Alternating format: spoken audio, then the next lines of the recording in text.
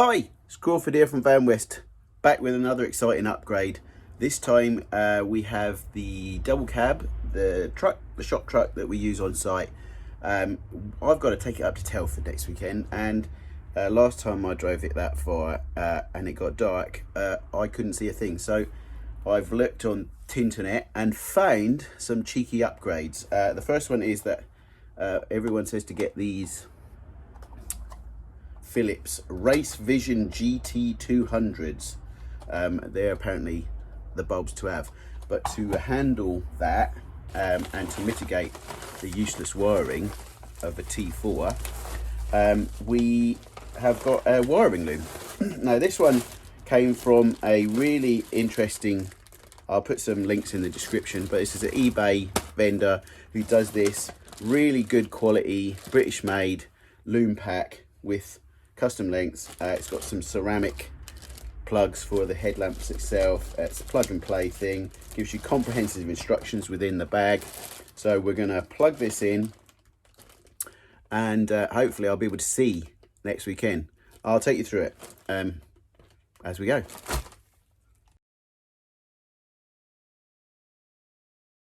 So here we go, out to the docker. It's had a wash. What do you think? First wash of the year.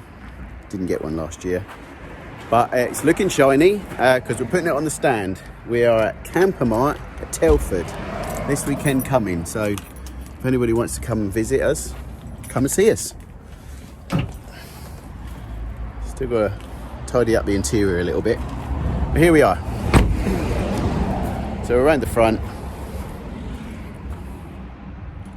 let's get on it.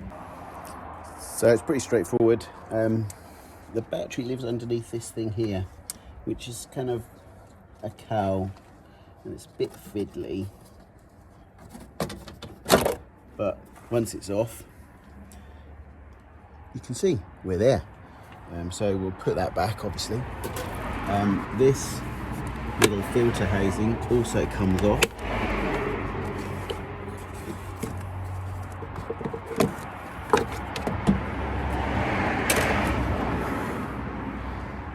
To get a new pollen filter as well by the looks of it. So here we are. The idea is we've got some relays that we're going to place in this little box, and then we have a plus and a minus connection to the battery, and then we drop off the H4 plugs on the back of the headlamps and use that as a trigger for the relays, and then the other cable we're just going to run along the scuttle. It's pretty easy to do, it shouldn't take me very long, so I'm going to get to it. So interestingly, one of the things it does say when upgrading the loom is to get rid of the dim dit. Now this is like, hang on, I've unplugged it. It's this thing here. It's a weird kind of resistor thing that they put on a lot of the 80s and 90s stuff. And the idea was that when you had your side light bulbs on, it put on your dip beam like a little bit. It was a rubbish idea, so they kind of stopped doing it. But you find a lot of your 80s and 90s stuff still has this on it. But it's useless. Throw it in the bin. Let's unpack the loom, shall we? Have a look. So we've got nice little ceramic 3-pin plug to go into your H4. This is the long end of the lead, so this goes to your driver's side headlamp. Here's your relay pack. This secures near the battery somewhere. Then you've got a good double earth, a fused live goes on the battery, and then the plug to go to your bulb, and this 2-pin to go into the back of your old headlamp bulb plug, and that's your trigger for your relay. So here's the new bulb. It's kind of got funny blue stripes on it. If you compare it to the old one, they're very similar size, but yeah, It's got a chrome on the end and some blue stripes. But apparently, they're the shit. Now this is where you want to be checking the plug. It should be wired right, but you need to make sure that you're looking at this little white connector and just making sure that on dip beam you're getting 12 volts where you should be, and main beam where you should be getting it, okay? It's an easy test to make, but it just saves bother later on.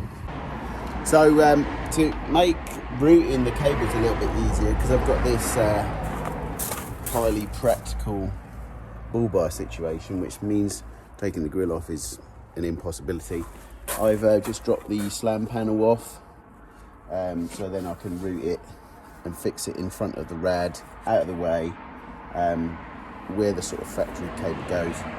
Don't forget to tape off the headlamp bulb plug that you're not using, because you don't want any water getting in that, and I'm just going to tape up where it connects to the new one as well. So all that's left to do now is just put the connections on the battery. So as you can see, there's a little, like a spade ring terminal there on the negative, and the two fused feeds for the relay on the positive. I'll throw it all back together and try it out. So here's the noisy bit. I've got to fire it up and put the headlamps on. It's not going to really tell because it's the middle of the day, but at least you'll know that they work. I'll do it now.